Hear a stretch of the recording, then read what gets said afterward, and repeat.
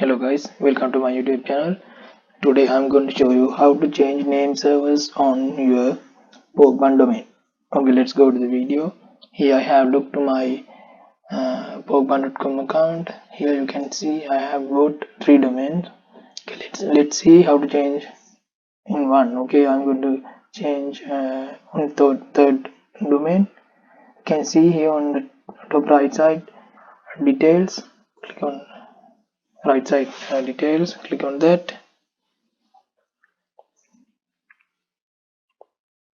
Okay, now you can see here automatic name servers, then click on edit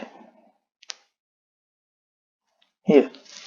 Now you can change your name servers. You can add your hosting name servers here and click on submit here. These are the default name servers added by porkbun.com itself, so you can delete them and add your name servers and click on submit.